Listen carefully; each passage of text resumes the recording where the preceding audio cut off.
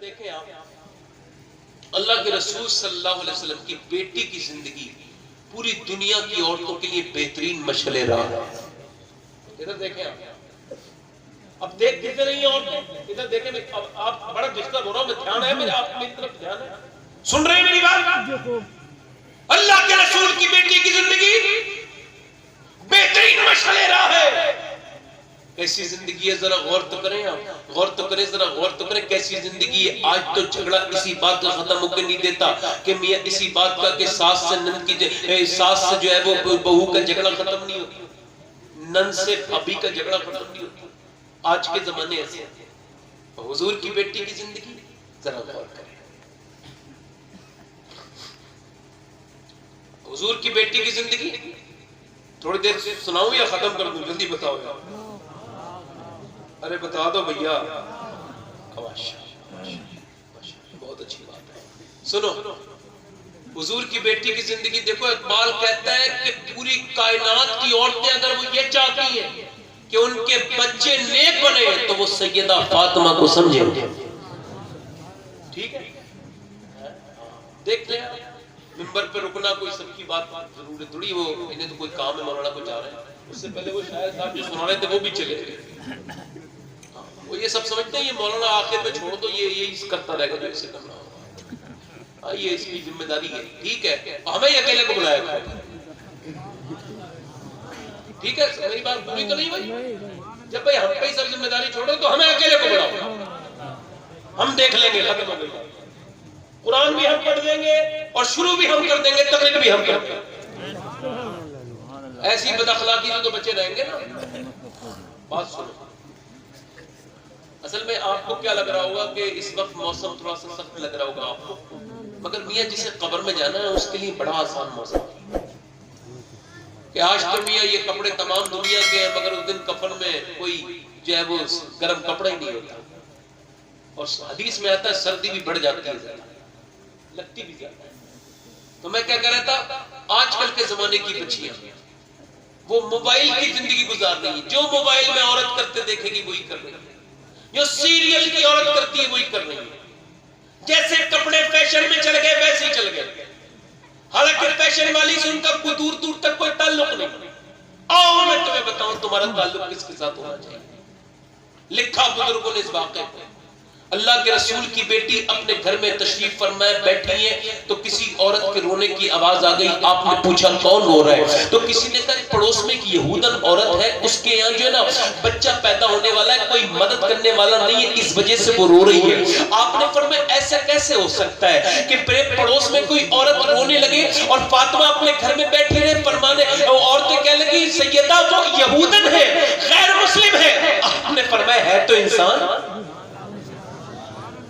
آپ چلی گئی, آپ نے اپنی مبارک چادر کو سنبھالا اور سنبھالنے کے بعد آپ نے اپنے گھر سے رات نکلی, اور نکلنے کے بعد وہ جو عورت تڑپ رہی تھی, پلک رہی تھی, مچل رہی تھی, درد ذہ میں مبتلا تھی, وہ عورت جس کے یہاں بچہ پیدا ہونے والا تھا, موت اور زندگی کے بیچ میں لٹکی ہوئی تھی, اپنے کمرے میں اپنی موت کا انتظار کر رہی تھی. نبی پاک صلی اللہ علیہ وسلم کی بیٹی گئی اور جا کر کے اس کے سر پہ جب اپنا دست شفقت, دست برکت رکھا تو علامہ حسن کہتے ہیں دل درد سے بسمل کی طرح لوٹ رہا ہو, سینے پہ تسلی کو تیرا ہاتھ رکھ دیا. ہاتھ جب رکھا سیدہ نے برکت والا تو بچہ پیدا ہو گیا آرام سے. سبحان اللہ. اور پھر اس بچے کو اٹھایا اور گود میں سیدہ نے زور سے بولے سبحان اللہ, اور اٹھانے کے بعد پھر اسے نہلا دیا. بتاؤ جسے پہلی بار پاک سیدہ فاطمہ کر دے, جو آیت تطہیر جن کی شان میں نازل ہوئی, تو ان کے بچے کیا, وہ بچہ کبھی ہوگا کبھی گندا کفر کی گندگی سے.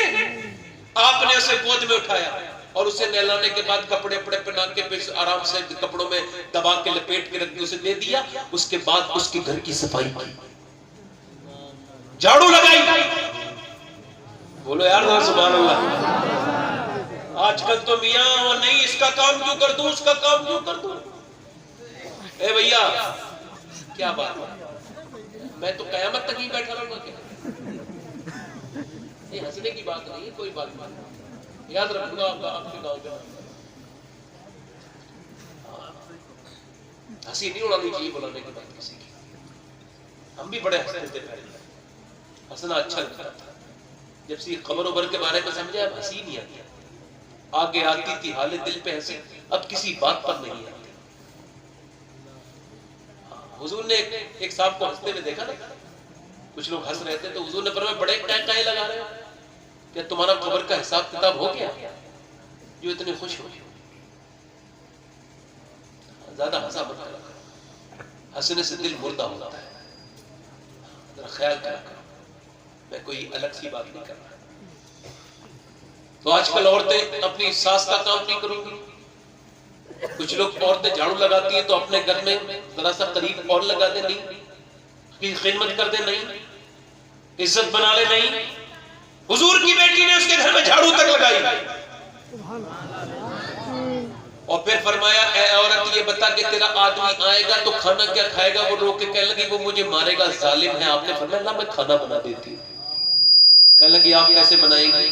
گھر میں آٹا نہیں. آپ نے فرمایا جو تو ہوں گے, لا میں تیرے گھر میں چکی بھی چلاؤں گا. اللہ کے رسول کی بیٹی چکی چلا رہی, ذرا ادھر غور کریں میری بہنیں, چکی چلا رہی وہ بھی کسی غیر مسلم عورت کے, مسلمان کے یہاں کیا کر رہی ہے؟ چکی چلا رہی ہے, چکی چلا رہی ہے, چکی چلا رہی ہے. اللہ اکبر, چکی چلا رہی ہے. ذرا غور تو کریں آپ, توجہ چاہتا ہوں. آج کل کی عورتیں کہتی ہیں ہم کیوں کر لیں, ہم بڑے باپ کی اولاد ہیں, ہمارا بھائی بہت بڑا ہے, ہمارا باپ بہت بڑا ہے, میں اتنی بڑی ہوں, میں یہ ہوں وہ ہوں, میں کسی کی خدمت کیوں کر دوں. تو تمام عورتوں کو سمجھاؤ کہ تو بڑے باپ کی بیٹی ہو سکتی ہے, تیرا باپ بڑا باپ ہو سکتا ہے, مگر تیرا باپ فاطمہ کے باپ کی پیر کی دھول کے برابر. یہ وہ فاطمہ ہے کہ جس کا کوئی جواب دنیا میں نہیں بنا. یار ذرا غور تو کرے, ذرا غور تو کرے. بیٹے جس کے حسن اور حسین ہو, جس کا شوہر علی ہو, جس کا بابا نبی ہو, یار سبحان اللہ. اس کے گھر میں پھر جھاڑو لگائی, کھانا بنایا, کھانا بنانے کے بعد آپ چلی گئی اور چلی جانے کے بعد اس کا شوہر آیا. شوہر جب آیا تو اس نے اپنی بیوی کو دیکھا, بچے کو دیکھا تو خوش ہو گیا. پہلا بچہ پیدا ہوا تھا, گود میں لیا, بڑا خوش. حضور کا بڑا پکا دشمن تھا یہودی, مگر جب اس نے اپنے ہاتھ میں بچے کو لیا اور بچے کو لینے کے بعد نہ میاں ذرا غور کرے, خوش ہونے لگا. اس کا دل بادشاہ گارڈن ہو گیا. اب جب وہ خوش ہو کے اپنی بیوی سے بولا ارے بڑا خوبصورت بچہ مبارک ہو, اس نے کہا مجھے مبارکباد نہ دے, شکر ادا کر اس نبی کی بیٹی کا جس سے تو نفرت کرتا ہے. اگر وہ نہ ہوتی تو تیرے گھر میں یہ بچہ نہیں ہوتا بلکہ یہ لاش ہوتی. اس نے کہا خاموش, ان کا ذکر مت کرنا. عورت بولی خاموش تو ہو جا, میں نے تجھ سے آج تک کچھ نہیں مانگا, آج مانگتی ہوں. ایسا کر مجھے نبی کے چہرے کا دیدار کرا دے. کہا کیوں؟ کہ جب سے میں نے فاطمہ کے چہرے کو دیکھا ہے یہی سوچ رہی ہوں کہ جب فاطمہ کے چہرے میں اتنا نور ہے تو پھر نبی کے چہرے کا عالم کیا ہوگا.